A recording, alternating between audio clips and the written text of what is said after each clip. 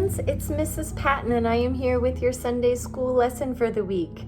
I can't wait for us all to be together again, but until then, we have videos to share. So at least you can see me a little bit until we all get to go back to Sunday school.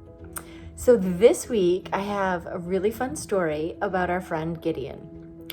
And the story starts out with God not being very happy with his people, the Israelites.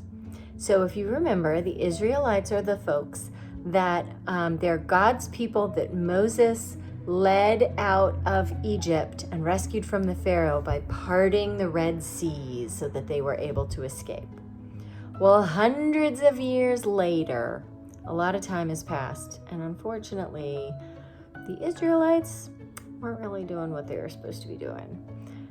It's kind of like when you don't listen to your parents when you're not doing what you're supposed to be doing. What happens? There are consequences, and you get in trouble, and you don't get all the treats and privileges that you would get if you were behaving. Well, the same thing was happening with the Israelites. Since they weren't really behaving, they had fallen on some tough times. They weren't really getting God's blessings. And in fact, there were some folks called the Midianites who were not friends with the Israelites. The Midianites were really kind of bullies. They were taking their crops, they were taking the Israelites' animals, and the poor Israelites had to hide in caves.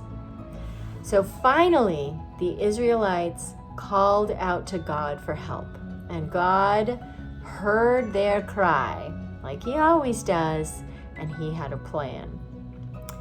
Again, it's kind of like when even if you're misbehaving and you get in trouble, Mom and Dad still always hear you and are always there to help you out. So here comes our friend Gideon. Gideon was not the most popular Israelite. He wasn't the wealthiest Israelite. He was not the biggest and strongest Israelite. And one day he was farming, hiding away from the Midianites so they wouldn't steal his wheat or see him. And an angel of the Lord came down to him. And the Lord said, "Go with all your strength and save Israel from the Midianites. I am sending you to do it." The Lord gave Gideon a command to save his people. And poor Gideon was super confused by this because he said to the Lord, "How am I supposed to do that? My people are the weakest in Manasseh. I'm the smallest in my family. I'm the youngest in my family." And I think probably God smiled in there. He said, "I will be with you, and you will defeat the Midianites together." And so Gideon, listening to the instructions of the Lord, gathered together some of the Israelites. He gathered about 300 men together. And he was a little scared because there were way more Midianites than there were Israelites. But this is what they decided to do. They had trumpets and they had empty jars.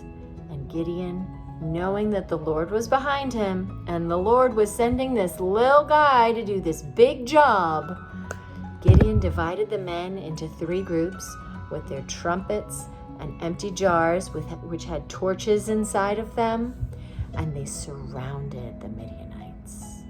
And then when Gideon gave the command, they blew their trumpets, and then they took their jars which had torches inside of them, and they broke the jars open, and they were ready to rush in. And when the Midianites heard those trumpets blowing, they started freaking out and yelling and running around.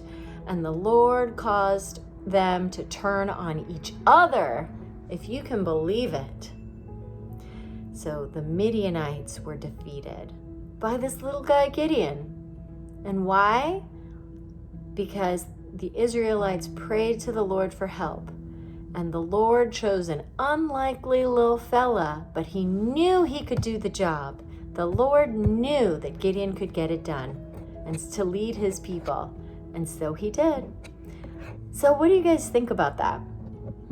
Isn't it funny that the Lord chose someone who wasn't the biggest and wasn't the strongest and wasn't the most powerful to lead an army to save his people?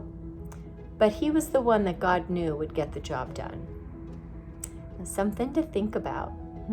Maybe someday you'll be called on, and even though you don't think you'll be ready, you'll be called on to do something great. And if the Lord sends you in there, you know you'll be okay.